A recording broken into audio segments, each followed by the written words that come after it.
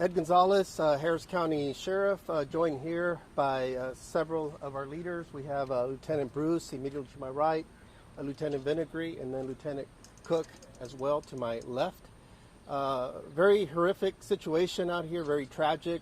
Been in this business for a long time, and I had never heard a scenario like this. It really caught me by surprise.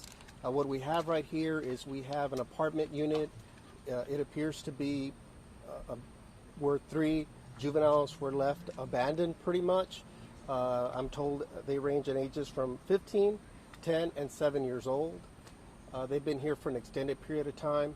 At the same time, we also have the skeletal remains of what appears to be a juvenile.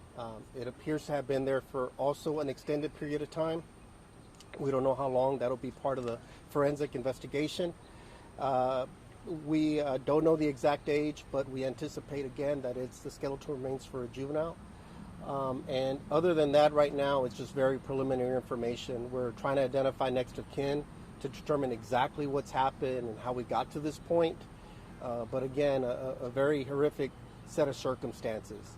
And so, very troubled by all this. Our members are troubled by it, but, we're going to make sure we do everything we can and make sure we conduct a thorough follow-up investigation, make sure that the kids are okay. This will be a follow-up investigation involving multiple agencies because we also have juveniles involved. So that's what we have right now. En español, brevemente, estamos aquí en una unidad, en unos apartamentos, encontramos a 3 juveniles que parecen que están abandonados por un tiempo, de edades de 15 años, 10 y 7 años de edad. Al mismo tiempo encontramos un cadáver dentro del apartamento que parece también que había estado ahí por un tiempo, ya por mucho tiempo, y va a ser parte de nuestra investigación. Entonces, en este momento no hemos localizado los parientes o familiares ni nada. Va a ser algo que va a ser parte de nuestra investigación. Any questions? Sheriff, what are the kids telling? Can you talk about what the kids are saying? It's part of our investigation. Our detectives will begin, that part of it. It's very early right now, and so we're making sure, first of all, that they're okay, and then we'll have to determine next steps after that, and again, get to the bottom of what happened. How did you guys get called here? We received basically information for a welfare check. I'll see what information our detectives want us to put out other than us. We got information about this particular unit, and when they arrived, they discovered 3 juveniles just at plain view. It appears they're living in pretty deplorable conditions. At first glance, they haven't gone in there to do a thorough scene investigation at this point. But again, our hearts break for those 3.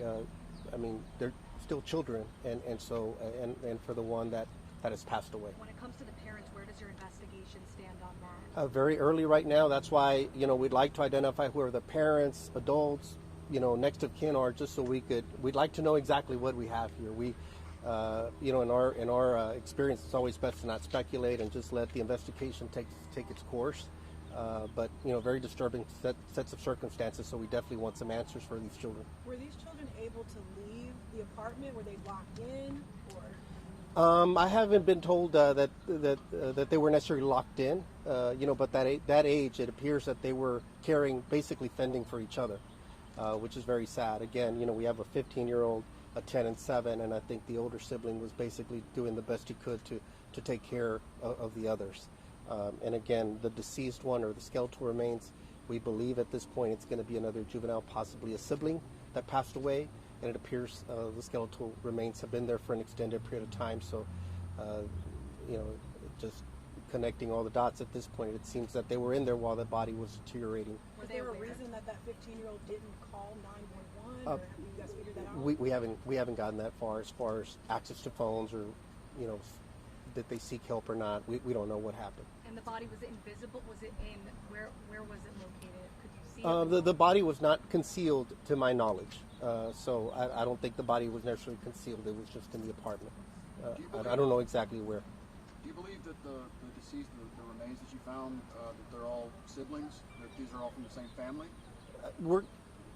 That's most likely what it'll be. That's what our initial speculation is. But again, we'll work with the Harris County Institute of Forensic Sciences to let them make the ultimate determination, because at this point we're dealing with skeletal remains, so we don't know the identity, but just from the initial information we do have, we are led to believe that it's one of the siblings that was in the household when this